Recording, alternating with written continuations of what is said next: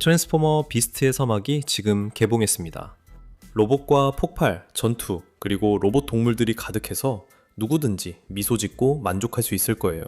오늘 옵티머스 프라임과 오토봇들이 그들의 집을 위협하는 어떤 적과도 맞서 싸우는 가운데 우리는 이 팀을 살펴보고 그들 중에서 가장 강력한 오토봇이 누구인지 알아보겠습니다. 그럼 시작해봅시다. 안녕하세요 여러분, 저는 다니엘이고 여기는 덴코입니다. 저희는 매주 전투 분석 영상을 올리고 있고 이런 파워랭킹 영상이나 비슷한 컨텐츠도 가끔씩 다룹니다. 이런 내용이 흥미로우시다면 편하게 앉아서 영상을 즐겨주세요. 좋아요 버튼을 눌러주시고 원하신다면 구독 버튼도 함께 눌러주세요. 그럼 이제 시작해봅시다. 트랜스포머 세계관에는 정말 여러 갈래의 세계관이 존재합니다. 그래서 이번 영상에서는 베이버스, 즉 실사 영화에만 집중하겠습니다. 그리고 범블비와 비스트의 서막과 베이버스의 프리퀄로 포함되는지 아니면 완전히 다른 연속성의 리부트인지에 대한 논란이 조금 있습니다. 하지만 이번 영상에서는 두 영화 모두 포함하겠습니다. 또한 엄밀히 말하면 오토봇은 아니지만 맥시멀과 다이노봇도 포함할 예정입니다. 왜냐하면 이들은 오토봇에 가까운 동맹이기 때문입니다. 그리고 누가 로봇 공룡이나 고릴라 버전의 옵티머스 프라임에 대해 얘기할 기회를 마다하겠어요? 좋아요, 이제 시작해봅시다. 브레인즈는 휠리의 친구이며 노트북으로 변신할 수 있어서 다양한 주제에 대한 방대한 정보를 얻을 수 있습니다. 그래서 그를 브레인즈라고 부르는 거예요. 그는 정말 똑똑하고 노트북으로 변신할 수 있기 때문이죠. 브레인즈는 처음에 디셉티콘으로서 경력을 시작했으며 상관인 쇼크웨이브를 위해 이동식 두뇌 유닛으로 일했습니다. 하지만 그는 자아를 얻은 후 디셉티콘을 배신하고 샘 위트위키와 오토봇 편에 서게 되었습니다. 하지만 그는 거대한 오토봇도 아니고 특별히 강력한 오토봇도 아닙니다. 그는 우리 목록의 마지막에 올 것입니다. 휠리는 디셉티콘에서 오토봇으로 전향한 로봇으로 작은 장난감 트럭으로 변신할 수 있었습니다. 그 덕분에 그는 디셉티콘과 오토봇 모두에게 훌륭한 스파이가 될 수 있었습니다. 스키즈와 머드플랩이 팬들의 사랑을 받는데 실패한 후 휠리는 영화에서 공식적인 코믹 릴리프 역할을 맡게 되었습니다. 하지만 그의 까칠한 성격은 다른 오토봇들의 심기를 거스르곤 합니다. 브레인즈와 마찬가지로 휠리도 크거나 강력한 오토봇이 아니며 사실 이 목록에서 그에게 가장 큰 걸림돌은 아마 작은 체구일 것입니다. 스퀵스는 아마도 더 라스트 나이트에서 오토봇 라인업에 추가된 가장 기이한 존재일 것입니다. 제 말은 이 작은 녀석은 오토봇 전사 같지 않아요? 이 작은 녹슨 로봇은 베스파로 변신할 수 있고 이전에 입은 부상 때문에 매우 제한된 어휘로만 의사소통할 수 있습니다. 하지만 상황이 필요할 때는 용감해질 수 있습니다. 불독은 트랜스포머도 나이가 들면 치매에 걸릴 수 있다는 증거입니다. 이 삐걱거리는 2차 세계대전 참전 용사는 마크4 전차로 변신할 수 있습니다. 에드먼드 버튼경의 성을 방어하는 임무를 맡았습니다. 하지만 그는 로봇 치매에 걸려 있어서 변신을 해도 부품들이 떨어져 나가 심각한 문제가 있습니다. 캐노피는 정말로 변장한 로봇이었지만 예상한 방식은 아니었습니다. 트랜스포머들이 지구 대부분에서 사냥당하는 종족이 되고 심지어 평범한 차량조차 즉각적인 의심의 대상이 되자 캐노피는 새로운 전술을 고안했습니다. 그는 자신을 자네 더미로 위장해 숨었습니다. 그는 자신이 숨을 수 있고 몸을 가릴 수 있는 임시로 조립한 자네 더미를 항상 가지고 다닙니다. 하지만 그 방법이 한동안은 통했지만 영원히 숨을 수는 없는 법이죠. 이 두 명의 작은 오토봇은 서로 다투느라 보통 디셉티콘과의 전쟁에는 신경 쓸 겨를이 없습니다. 둘 다 마치 사이버트론 버전의 ADHD를 앓고 있는 것 같아요. 이들은 합체해서 평범한 아이스크림 트럭으로 위장할 수도 있고 따로따로 변신해서 콤팩트한 쉐보레 자동차가 될 수도 있습니다. 스키즈와 머드플랩은 패자의 역습에서 처음 등장했을 때 많은 팬들의 사랑을 받지 못했습니다. 이들이 인종적 고정관념을 반영했다는 지적까지 나오며 이런 이유들이 모두 설명이 됩니다. 이들은 다크 오브 더 문에서 제외된 뒤 시리즈에 다시 나오지 않았습니다. 코그맨은 일반적인 사이버트론인 기준으로는 작고 어떤 오토봇보다도 인간과 가장 비슷하게 생겼습니다. 그래서 그는 에드먼드 버튼의 집사이자 하인으로 일하기에 완벽하게 적합합니다. 하지만 겉모습은 속일 수 있습니다. 코그맨은 소시오패스이기도 하며 그의 몸은 훨씬 더 거대한 사이버트론 제트기의 일부일 뿐입니다. 그는 분노 조절에 문제가 있다고만 해두죠. 부분적으로는 고물상, 부분적으로는 상인, 또 부분적으로는 정비공인, 데이트레이더는 생존 기반 경제에서 열심히 찾아보면 꼭 있을 법한 그런 오토봇입니다. 그래서 트랜스포머들이 도망쳐야 했을 때 그는 오히려 더 잘 나갔습니다.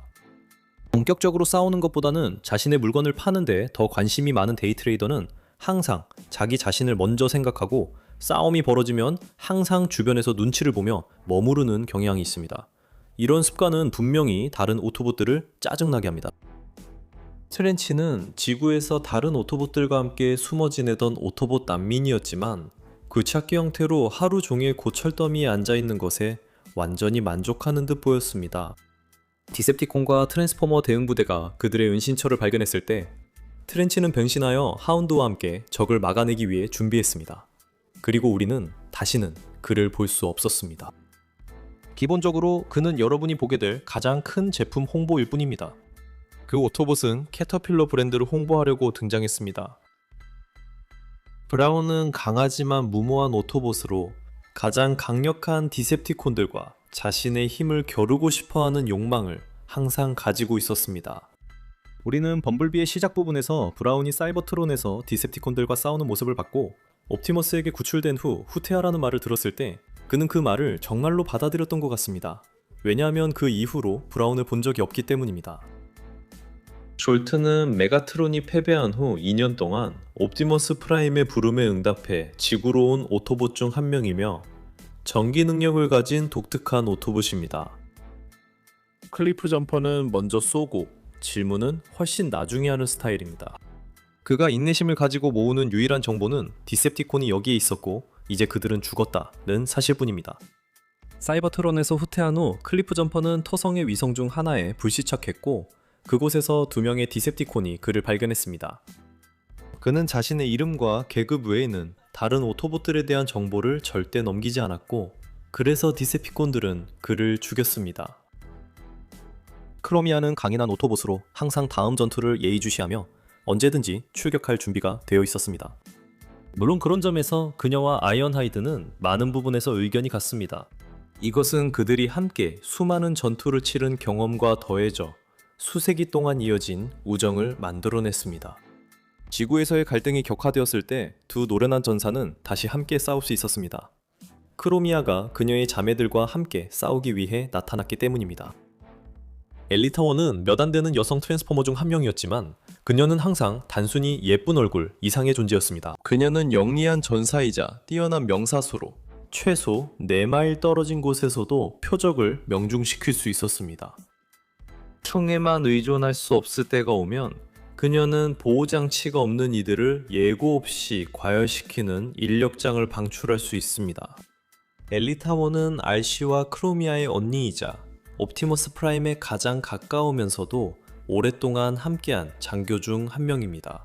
주미 재즈는 낙천적인 오토봇이자 옵티머스 프라임의 부관이었습니다. 성격이 밝고 항상 여유롭게 상황을 받아들이는 그는 아이언하이드나 심지어 옵티머스 본인의 더 진지한 태도와 좋은 대조를 이루었습니다. 그는 또한 항상 수다쟁이였는데 이것은 아이언하이드와 프라임이 그를 놀릴 때 자주 언급하던 점이었습니다. 안타깝게도 그의 용기는 결국 미션시티 전투에서 그의 죽음으로 이어졌습니다. 그는 메가트론에게 총을 맞고 두 동강이 나고 말았습니다. 제트파이어는 고대 트랜스포머로 원래는 디셉티콘이자 더 폴론의 하인이었습니다. 하지만 더 폴론이 가져올 죽음과 파괴의 규모를 깨닫고 나서 오토봇으로 편을 바꾸었습니다. 제트파이어는 우주 브릿지를 형성하는 독특한 능력을 가지고 있지만 그 능력을 제대로 사용하지 못했습니다. 그는 자신과 나머지 일행을 세계 반바퀴 떨어진 이집트로 던져버렸습니다. 그는 그들이 여전히 같은 행성에 있는지도 확신하지 못했습니다. 그는 이집트 전투에서 자신의 전투 실력을 뽐냈지만 결국 노세함에 무너지고 말았습니다. 그는 자신을 희생하며 자신의 부품을 옵티머스에게 내주어 폴론을 물리치는 데 도움을 주었습니다. 휘잭은 숙련된 발명가이자 과학자로 오토봇의 군수 담당관 역할을 합니다. 그는 오토봇과 네스트 팀을 위해 상상할 수 없는 무기와 장비들을 만들어냈습니다. 그는 또한 메인 시리즈에서 새로운 리부트, 프리퀄 시리즈로 넘어오면서 대대적인 리디자인을 받은 몇 안 되는 오토봇 중 한 명입니다. 알버트 아인슈타인을 닮은 과학자에서 어엿한 전사로 거듭나 다른 오토봇들과 함께 싸울 수 있게 됐습니다. 에이프링크는 유니크론이 나타나기 전까지 그들의 고향 행성에서 맥시멀의 리더였습니다. 트랜스포트 키가 테러콘과 유니크론의 손에 넘어가지 않도록 하기 위해 에이프링크는 다른 맥시멀들에게 후퇴하라고 명령하고 자신 혼자 스커지와 맞섰습니다. 그는 전투에서 팔에 달린 블레이드를 사용할 수 있는 거대한 고릴라이지만 스커지는 여전히 그를 쉽게 제압할 수 있었습니다. 스트라토스피어는 작은 로봇들과 보급품을 운반하는 수송선 역할을 했던 거대한 오토봇이었습니다. 스트라토스피어는 항상 지상보다 하늘을 선호해서 가능한 한 오랫동안 하늘에 머무르곤 했습니다. 사실 그는 자신이 하늘에서는 무적이라고 믿고 있으며 어떤 도전자와도 맞설 수 있다고 생각합니다. 하지만 물론 전투가 지상에서 벌어질 때는 그가 그다지 능숙하지 않기 때문에 꽤 큰 문제가 됩니다. 레커스는 대부분의 시간을 케이프 커네버럴에서 우주선을 정비하며 보내는 3명의 정비공들입니다. 그들은 또한 나스카에 집착하고 있어서 3명 모두가 쉐보레 임팔라 스토카로 변신하는 이유이기도 합니다. 한로드는 범블비와 함께하는 다소 거만하고 성급한 전우이지만 본질적으로 한로드는 보호자입니다. 그는 또한 시간총이라는 무기를 가지고 있는데 이 무기는 주변의 시간을 느리게 할 수 있어서 분명히 유용하게 쓰일 것입니다. 에어레이저는 하늘을 나는 맥시멀로 전투 중에 꼭 필요한 공중 지원을 제공하며 위에서 불을 내뿜어 적을 공격할 수 있습니다. 그녀는 또한 대의에 엄청나게 충성스럽고 유니크론을 막기 위해 자신의 목숨도 기꺼이 바칠 준비가 되어 있습니다. 말씨는 오토봇 현장 지휘관으로 가장 크거나 가장 강하지는 않지만 키가 작고 빠르며 민첩하고 강력한 한방을 날릴 수 있습니다. 그녀는 자신의 속도를 최대한 활용하도록 훈련받았으며 빠르고 기습적으로 공격한 뒤 처음 나타났던 것만큼이나 빠르게 다시 사라집니다. 사이드 스와이프는 오토봇의 전투 교관입니다. 사이드 스와이프는 총기 사용에도 능숙하지만 원거리 무기보다는 근접 전투를 선호합니다.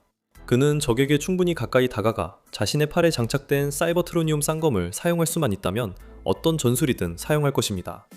그의 민첩한 바퀴다리 형태는 이를 충분히 가능하게 해주며 그는 거의 롤러더비 선수처럼 싸웁니다. 그의 전술은 무자비하며 이에 대해 전혀 미안해하지도 않습니다. 전쟁은 결국 혼란스러운 법이니까요. 레쳇은 오토봇의 의료병이며 아마도 그들 중에서 가장 용감한 존재일 것입니다. 그는 전장에서 부상당한 동료라면 누구든 구해내기 위해 목숨도 아끼지 않습니다. 사실 그는 군인이 되려고 오토봇에 들어온 게 아닙니다. 오히려 그는 생명을 구하기 위해 그곳에 있으며 옵티머스 프라임이 우주의 평화를 가져올 수 있는 최고의 희망이라고 생각합니다. 그는 폭력을 좋아하지 않지만 가장 강력한 디셉티콘들과 맞서 싸웠고 언제나 싸움 한가운데로 뛰어들 준비가 되어 있습니다. 그는 자신의 외과 도구로 즉석에서 무기를 만들어내는 데 능숙하며 그의 크기에도 불구하고 놀라울 정도로 민첩하게 이 임시 무기들을 사용할 수 있습니다. 상황이 어려울 때 크로스에어스는 아마도 당신이 팀에 두고 싶은 그런 사람일 것입니다. 하지만 그가 자기애가 강하고 꽤나 재수없는 녀석이라는 사실만 아니었다면 말이죠. 오토봇 공수부대원은 불손한 태도와 옵티머스에 대한 존경심이 거의 없는 입만 살아있는 녀석입니다. 그는 혼자 있고 싶어 하거나 아니면 직접 지휘하고 싶어 하죠. 이 모든 단점에도 불구하고 크로스헤어즈는 여전히 뛰어난 사수로 언제나 신속하게 행동하며 어떤 디셉티콘이든 순식간에 제압해버립니다.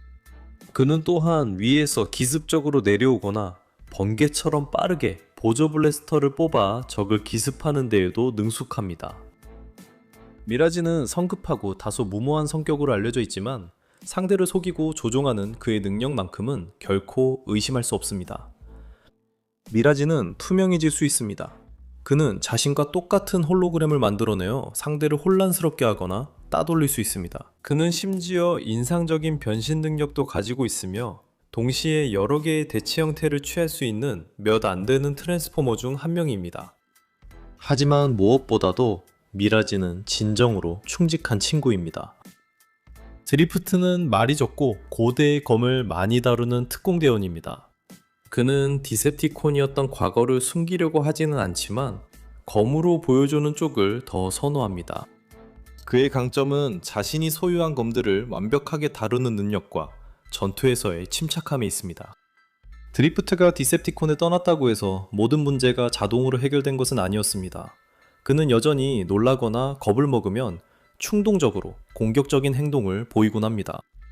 다행히도 그는 자신의 검수를 되돌아보고 이 남아있는 분노 문제를 줄이기 위해 명상을 시작했습니다. 시토르는 치타의 능력을 모방할 수 있는 빠른 맥시멀입니다. 스커지와 테러콘들과의 전투 중에 치토르는 맥시마이즈했습니다. 그는 수많은 테러콘 드론들을 찢어버릴 수 있었지만 결국 끝없는 무리에 의해 압도당하고 말았습니다. 하운드는 무기 전문가이자 경험이 풍부하고 배짱 있는 오토봇 특공대원입니다. 그는 어떤 임무든 걱정 없이 몸을 던지는 호탕한 전사입니다. 동료들 중 일부는 위험에서 도망치려 하지만 하운드는 오히려 그런 위험을 즐깁니다. 하운드는 전투만 벌어지면 득달같이 뛰어들며 수많은 총기 중 어느 것이든 재빨리 꺼내듭니다. 하운드는 한 번의 전투에서 총을 빠르게 바꿔가며 사용하다 보니 종종 무기와 탄약이 모두 떨어지기도 하지만 그의 용기와 기지는 결코 의심받지 않습니다. 하운드는 필요하다면 디셉티콘군 전체와도 맞서 싸울 것이며 전장에서 동료를 버리느니 차라리 끝까지 싸우다 쓰러지는 길을 택할 것입니다. 라인록스는 코뿔소 맥시멜로 테러콘과의 마지막 전투에 참전해 거대한 워해머를 능숙하게 사용합니다. 그는 크고 강인하고 늘 화가 나 있습니다. 이런 점을 싫어할 이유가 없죠. 슬러그는 당신을 좋아하지도 않고 당신의 얼굴도 마음에 들어하지 않습니다. 상대를 머리로 들이받아 다음 주까지 날려버리는 일이 아니라면 그에게 명령을 내리려고 애쓰지 마세요. 그는 너무 강력해서 새하얗게 달아오른 공룡 같은 분노로 눈앞의 모든 것을 초토화할 수 있습니다. 그리고 그와 화해하려고 애쓰지 마세요. 그는 싸움을 원하고 당신 얼굴에 주먹부터 날릴 테니까요. 스코는 파괴적인 전쟁 기계와 포식자를 결합했을 때 탄생하는 존재입니다. 두 다리로 서 있는 파괴자 그 자체로 그는 강하고 거대합니다. 스코는 전투에서 스피노사우루스 대체 모드를 사용할 수 있을 뿐만 아니라 폭파 전문가이기도 하며 로봇 모드에서는 스크랩 메이커 검을 휘두릅니다. 그리고 그의 거대한 크기 때문에 그를 쓰러뜨리는 것은 거의 불가능합니다. 스트레이프가 전장에 나타나는 것을 보면 당황해서 실수로 신뢰를 해도 이해받을 수 있을 겁니다. 결국 거대한 두 개의 머리를 가진 불을 뿜는 금속 드래곤 같은 익룡이 영화 속 괴물처럼 번개 같은 속도로 당신을 향해 날아오는 모습을 보면 가장 강한 전사라도 두려움에 떨 수밖에 없습니다. 하지만 스트라이프는 흥미로운 모순을 가진 존재입니다. 전장에서는 강력하고 무자비한 전사이지만 전장을 벗어나면 스트라이프는 당신이 만날 수 있는 가장 친근하고 다가가기 쉬운 사람 중 한 명입니다. 아이언하이드는 오토봇의 무기 전문가이자 옵티머스 프라임의 오랜 친구입니다.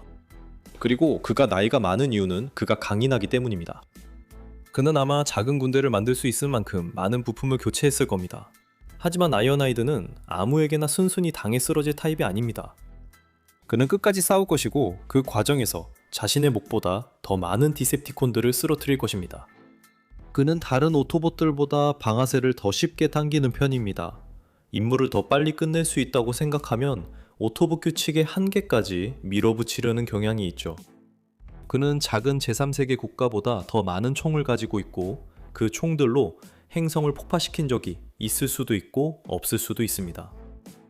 맥시멀의 리더인 옵티머스 프라이멀은 13피트, 약 4m 키의 기계 고릴라로 변장해 지구에서 살아왔습니다. 사실상 변장이라고 하기도 어렵죠. 그는 페루의 정글 속에서 자신들이 여러 은하에 걸쳐 영원한 전쟁을 벌여온 악의 존재가 돌아오기를 경계하며 지켜왔습니다. 그 과정에서 수많은 비극을 겪으며 온화하고 단호한 지혜를 쌓게 되었습니다. 물론 지혜의 가장 좋은 점은 언제 거대한 고릴라 주먹을 사용해 무고한 이들을 지켜야 하는지, 그리고 언제 영웅적인 연설을 해야 하는지 아는 것입니다. 센티넬 프라임은 사이버트론이 은하계의 보석이었고 트랜스포머 종족이 희망과 가능성으로 가득했던 오래전 시대에서 온 존재입니다. 유일하게 남은 프라임으로 알려진 그는 지도자가 갖추어야 할 지혜, 자비, 그리고 뛰어난 전사로서의 자질을 모두 갖춘 인물이었습니다. 오토봇과 디셉티콘 모두에게 존경받았으며 그의 방패와 프리마맥스 블레이드에 맞서려는 자는 거의 없었습니다.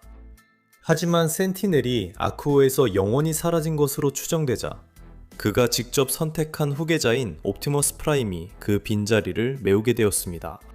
센티넬의 상실은 사이버트론의 황금 시대가 끝났음을 알리는 신호였고 행성은 전쟁의 소용돌이 속으로 더 깊이 빠져들었습니다. 센티넬의 통치를 기억하는 일부 이들은 트랜스포머들이 별들로 흩어져 망명자로 살아가기 전 자신의 운명을 스스로 결정하던 시절을 씁쓸하게 떠올립니다.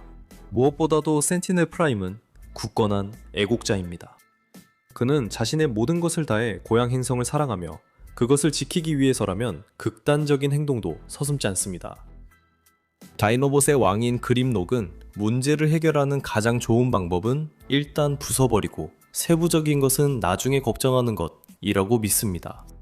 우주에서 가장 강력한 전사 중 한 명인 그는 자신의 힘을 과시하는 것을 무엇보다 좋아하며 적들을 짓밟거나 깔아 뭉개거나 그의 화염 숨결로 재로 만들어버립니다. 이렇게 거칠고 강인한 태도는 그의 오토봇 동료들에게도 적용되며 그들은 그림록의 힘의 기준을 충족해야 한다고 기대받습니다. 그렇긴 해도 오토봇들은 이 거대한 존재를 두려워할 이유가 디셉티콘들보다 훨씬 적습니다. 범블비는 옵티머스 프라임이 가장 신뢰하는 부관 중 한 명이며 겉보기에는 오토봇 중에서 가장 강하거나 힘이 세 보이지 않을 수도 있지만 범블비는 이 점을 충분히 보완합니다. 끝없는 해문과 결단력 그리고 용기를 가지고 있기 때문이죠. 그는 기꺼이 다른 이들을 보호하고 디셉티콘을 막기 위해 자신의 목숨도 바칠 것입니다. 그는 시리즈 전체에서 최고의 전사 중 한 명으로 혼자서도 수많은 디셉티콘이나 테러콘을 손쉽게 쓰러뜨릴 수 있습니다. 그리고 부상을 입은 후에도 스스로를 재구성할 수 있는 독특한 능력을 가진 몇 안 되는 트랜스포머 중 한 명입니다. 드래곤 스톰은 거대한 3개의 머리를 가진 드래곤으로 퀸테사를 막기 위해 결성된 전설적인 12명의 가디언 나이트가 합체한 강력한 형태입니다. 드래곤 스톰은 중세시대에 등장해 멀린이 섹슨족을 쓸어버리고 카멜롯을 위해 전쟁에서 승리하도록 도왔습니다. 그리고 현대에 다시 합체하여 옵티머스가 퀸테사와 그녀의 인퍼니콘들을 물리치는 것을 도왔습니다. 옵티머스 프라임 얘기가 나와서 말인데 당연히 그가 가장 강력한 오토봇이어야 했죠. 그가 오토봇의 리더인 데는 다 이유가 있으니까요. 오래전 그는 사이버트론 과학부의 겸손한 리더였고 그곳에서 올스파크를 연구했어요. 그는 로드 하이프로텍터 메가트론의 군대에 의해 보호받고 있었습니다. 하지만 메가트론이 더 폴룬에게 타락했을 때 옵티머스는 자신이 프라임 가문의 마지막 후손임을 알게 되었어요. 더 폴룬이 그 혈통을 파괴했을 때 숨겨졌던 거죠. 메가트론이 올스파크를 차지하고 다른 세계를 정복하려 하자 옵티머스는 자신의 정당한 칭호를 받아들이고 오토봇들을 결집시켜 디셉티콘에 맞서 싸웠습니다. 메가트론이 자신의 목표를 집착적으로 이루려는 만큼 옵티머스도 그를 막기 위해 자신의 목숨과 세계, 그리고 필요하다면 자기 동족마저 잃게 되더라도 헌신하고 있습니다. 올스파크를 우주로 보낸 건 옵티머스였습니다. 이로 인해 사이버트론은 점차 죽어가고 동족들은 유랑하게 됐습니다. 그가 감수한 희생들은 그의 마음을 무겁게 하지만 다른 선택지가 없기에 반드시 감수해야만 했습니다. 그는 메가트론의 야망을 잘 알고 있으며 그 야망이 실현되어선 안 된다는 것도 압니다. 어떤 대가를 치르더라도 메가트론의 폭정 위협으로부터 모든 생명은 지켜져야 합니다. 메가트론을 무찌르겠다는 집착은 옵티머스에게서 예전의 이상주의를 빼앗아갔고 그의 정직하고 배려심 많은 성격 이면에 어느 정도의 무자비함을 만들어냈습니다. 프라임은 두 번째 기회를 주는 사람이 아니며 자신이 아끼는 이들을 직접 희생시키는 것만 빼고는 승리를 위해 어떤 행동도 고려할 준비가 되어 있습니다. 여러분은 어떻게 생각하시나요? 아래 댓글에 여러분의 의견을 남겨주세요. 분명히 이 주제에 대해 다양한 생각과 감정이 있으실 거라고 확신합니다. 오랫동안 영상을 끝까지 시청해주셔서 정말 대단하십니다. 시청해주시고 저희를 응원해주셔서 정말 감사합니다. 구독하고 싶으시다면 꼭 구독해주세요. 매주 이런 영상들을 더 많이 보실 수 있을 거예요. 그럼 그때 다시 뵙겠습니다. 다음에 또 만나요.